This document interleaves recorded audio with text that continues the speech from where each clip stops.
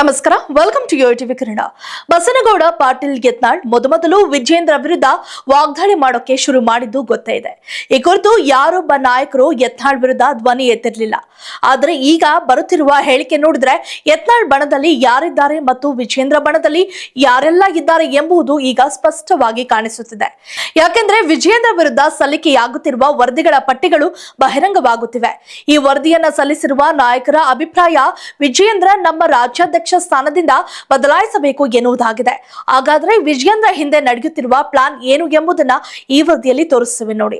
ಹೌದು, ವಿಜೇಂದ್ರ ವಿರುದ್ಧ ಯತ್ನಾಳ್ ಏನೇ ಮಾತನಾಡಿದ್ರು ಅದು ಕಾಮನ್.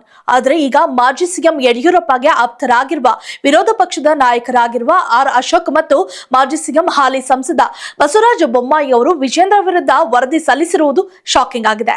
ವಿಜೇಂದ್ರ ಅವರನ್ನ ರಾಜ್ಯಾಧ್ಯಕ್ಷ ಸ್ಥಾನದಿಂದ ಬದಲಾವಣೆ ಮಾಡಬೇಕು ಎಂದು ಇವರು ಕೂಡ ಪಟ್ಟು ಹಿಡಿದಿರೋದು ಕುತೂಹಲ ಮೂಡಿಸಿದೆ. ಈ ಕುರಿತು ಮಾತನಾಡಿರುವ ವಿಪಕ್ಷ ನಾಯಕ ಆರ್ ಅಶೋಕ್, ಪಕ್ಷದಲ್ಲಿ ನಡೆಯುತ್ತಿರುವ ವಿದ್ಯಮಾನಗಳು ನಮಗೂ ಕೂಡ ಬೇಸರ ತರಿಸಿದೆ. ನಾನು ದೆಹಲಿಗೆ ತೆರಳಿ ಎಲ್ಲಾ ವಿಚಾರಗಳನ್ನ ವರಿಷ್ಠರ ಗಮನಕ್ಕೆ ತರುತ್ತೇನೆ. ಪಕ್ಷದಲ್ಲಿ ಸಾಕಷ್ಟು ಗೊಂದಲಗಳು ಸೃಷ್ಟಿಯಾಗಿವೆ. ಪಕ್ಷದಲ್ಲಿ ಹಿಂದೆಂದೂ ಇಷ್ಟು ಗೊಂದಲ ನಿರ್ಮಾಣ ಆಗಿರಲಿಲ್ಲ. ವಿಜೇಂದ್ರ ಅವರನ್ನ ಮುಂದುವರಿಸುವ ಸಂಬಂಧ ಯಾರಿಗೂ ಒಲವು ಇಲ್ಲ. ಆದ್ದರಿಂದ ಬೇರೆ ಯಾರನ್ನಾದ್ರೂ ಮಾಡುವುದು ಸೂಕ್ತ ಎಂಬ ಅಭಿಪ್ರಾಯ ಹೇಳಿದ್ದಾರೆ ಎಂದು ಮೂಲಗಳು ತಿಳಿಸಿವೆ. ವಿಜೇಂದ್ರ ಅಧ್ಯಕ್ಷರಾದ ಮೇಲೆ ಪದಾಧಿಕಾರಿಗಳ ಮತ್ತು ಜಿಲ್ಲಾ ಅಧ್ಯಕ್ಷರ ಸಭೆಗಳನ್ನ ನಾಮಕಾವಸ್ಥೆ ಎಂಬಂತೆ ನಡೆಸಿದ್ದು ಬಿಟ್ರೆ ಗಂಭೀರವಾಗಿ ಸಭೆಗಳನ್ನ ನಡೆಸಲಿಲ್ಲ. ಅವರಿಗೆ ಪಕ್ಷವನ್ನ ಮುನ್ನಡೆಸುವಲ್ಲಿ ಅನುಭವದ ಕೊರತೆ ಎದ್ದು ಕಾಣುತ್ತಿದೆ. ಒಂದು ವೇಳೆ ಮತ್ತೆ ಅಧ್ಯಕ್ಷರನ್ನಾಗಿ ನೇಮಕ ಮಾಡಿದ್ರೆ ಪಕ್ಷ ನಡೆಸುವುದಕ್ಕೆ ಸಾಧ್ಯವಾಗುವುದಿಲ್ಲ.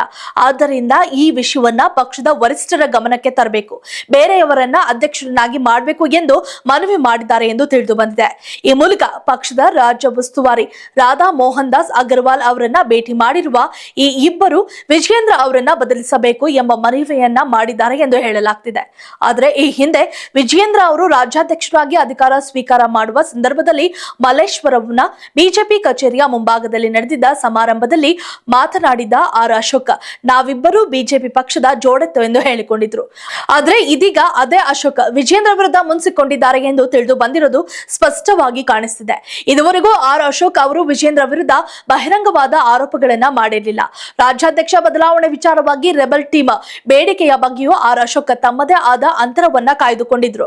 ಆದ್ರೆ ಈಗ ವಿಜೇಂದ್ರಗೆ ಉಳಿಗಾಲವಿಲ್ಲ ಎಂಬುವ ಅನುಮಾನ ಉಂಟು ಮಾಡಿದೆ. ವಿಜೇಂದ್ರ ಹಿಂದೆ ನಡೆಯುತ್ತಿರುವ ಪ್ಲಾನ್ ಎಷ್ಟು ಸಕ್ಸಸ್ ಆಗುತ್ತೆ ಕಾದು ನೋಡೋಣ.